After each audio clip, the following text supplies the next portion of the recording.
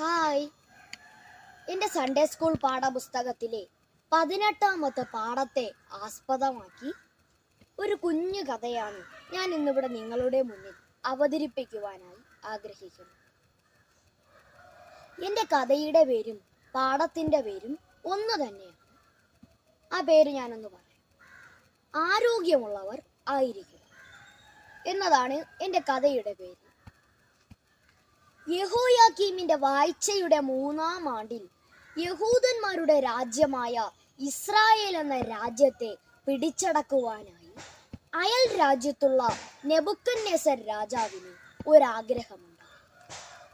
അങ്ങനെ നെബൂഖദ്നേസർ രാജാവ് ഈ ഇസ്രായേൽ എന്ന രാജ്യത്തെ പിടിച്ചടക്കുവാനായി ആ രാജ്യത്തേക്ക് കടന്നാക്രമിച്ചു. അങ്ങനെ ആ രാജ്യത്തെ പിടിച്ചടക്കിയത് മാത്രമല്ല, എന്നിട്ടോ യെരുശലേം ദേവാലയത്തിനകത്തു കയറി, ആ ഇസ്രായേൽ എന്ന രാജ്യത്ത് ഒരു യെരുശലേം ദേവാലയമുണ്ട്, അതിൻ്റെ അകത്തു കയറി അവിടെ ഉണ്ടായിരുന്ന സകല വിലപിടിപ്പുള്ള വസ്തുക്കളൊക്കെ ഈ നെബൂഖദ്നേസർ രാജാവ് എടുത്തുകൊണ്ട് തൻ്റെ ദേശമായ ശിനാർ ദേശത്തേക്ക് പോകുകയും തൻ്റെ ദേവന്മാരുടെ ക്ഷേത്രത്തിലെ ഭണ്ഡാരഗൃഹത്തിൽ ഈ വിലപിടിപ്പുള്ള വസ്തുക്കളൊക്കെ വയ്ക്കുകയും ചെയ്തു. എന്നിട്ടും തൻ്റെ കലിയടങ്ങിയില്ല. ഇസ്രായേൽ രാജ്യത്തുള്ള സകല നല്ല കഴിവുള്ള യൗവനക്കാരെയൊക്കെ പിടിച്ചുകൊണ്ട് തൻ്റെ ദേശത്തേക്ക് കൊണ്ടുവന്നു. ശേഷം രാജസന്തതിയിലും കുലീനന്മാരിലും അംഗഭംഗമില്ലാത്തവരും സുന്ദരന്മാരും സകല ജ്ഞാനത്തിലും നിപുണന്മാരും അറിവിൽ സമർത്ഥരും വിദ്യാപരിജ്ഞാനികളും രാജസന്തതിയിൽ പരിചരിപ്പാൻ യോഗ്യതയുള്ളവരിൽ നിന്നും ചില ബാലകന്മാരെ പിടിച്ചുകൊണ്ട് തൻ്റെ ദേശത്തേക്ക് കൊണ്ടുവന്നു. ചില ബാലകന്മാരെ പിടിച്ചുകൊണ്ടുവന്നിട്ട് അവരെ കൽദയരുടെ വിദ്യ അഭ്യസിപ്പിക്കുവാനും അവരുടെ ഭാഷ പഠിപ്പിക്കുവാനും രാജാവ് കൽപ്പിച്ചു. അവരുടെ കൂട്ടത്തിലാണ് നമ്മുടെ കഥാനായകന്മാരും ഉള്ളത്. ആരൊക്കെയാണെന്നറിയണ്ടേ നമ്മുടെ കഥാനായകന്മാർ? ദാനിയേൽ, ഹനന്യാവ്, മീശായേൽ, അസര്യാവ് എന്നിവരാണ് നമ്മുടെ കഥാനായകന്മാർ. എന്നാൽ ഇവരുടെ ഈ 4 പേരെയും യഹൂദ പേരുകൾ ഷണ്ഡാധിപൻ മാറ്റിയിട്ട് അവർക്ക് മറ്റു പേരുകൾ നിർദ്ദേശിച്ചു.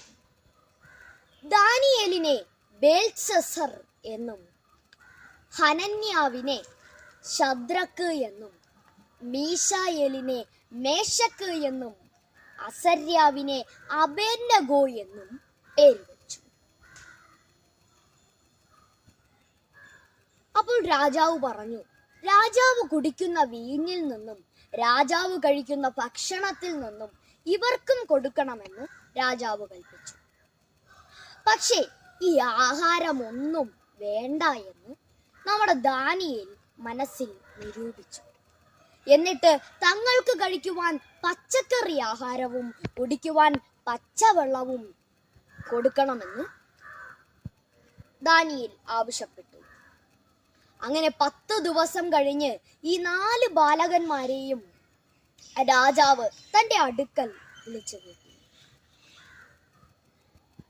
പക്ഷേ ഈ 4 പേരെയും കണ്ട രാജാവ് ആശ്ചര്യപ്പെട്ടുപോയി. രാജഭോജനം കഴിച്ചവരെക്കാൾ പുഷ്ടിയുള്ളവരായിരുന്നു ഈ 4 പേരും. മനസ്സിൻ്റെ ഉള്ളിൽ ദൈവഭയവും ദൈവഭക്തിയും ഉണ്ടായിരുന്ന ഈ 4 ബാലകന്മാരും നമുക്കും ഒരു മാതൃകയാകും. പ്രിയമുള്ളവർ, ഓരോ മനുഷ്യനും തന്നോട് തന്നെ നിറവേറേണ്ട ചില ഉത്തരവാദിത്വങ്ങൾ.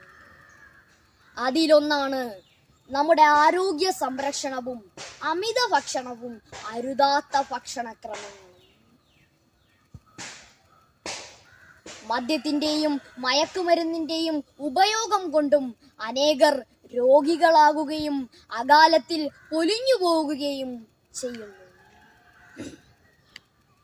എന്നാൽ ദൈവഭയം മനസ്സിലുണ്ടായിരുന്ന ഈ 4 ബാലകന്മാരും വെറും സസ്യാഹാരവും പച്ചവെള്ളവും കുടിച്ചിട്ടും രാജഭോജനം കഴിച്ചവരെക്കാൾ പുഷ്ടിയുള്ളവരായി തീർന്നു. എങ്കിൽ ആത്മീകതയിലും ഭക്ഷണക്രമത്തിലും നമുക്ക് തന്നെ നമ്മുടെ ആരോഗ്യത്തെ സൂക്ഷിക്കാം. നമ്മുടെ ശരീരം ദൈവം തന്ന ദാനമാണ്. നമ്മുടെ ശരീരം ദൈവം വസിക്കുന്ന മന്ദിരമാണ്. ആയതിനാൽ ദൈവം വസിക്കുന്ന മന്ദിരമാകുന്ന നമ്മുടെ ശരീരത്തെ ആരോഗ്യത്തിലും ശുചിത്വത്തിലും പരിപാലിക്കുമ്പോൾ ദൈവത്തിനും മഹത്വമുണ്ടാകും എന്ന് മാത്രം പറഞ്ഞുകൊണ്ട് എൻ്റെ ഈ കുഞ്ഞു കഥ ഞാനിവിടെ അവസാനിപ്പിക്കുന്നു. നന്ദി, നമസ്കാരം.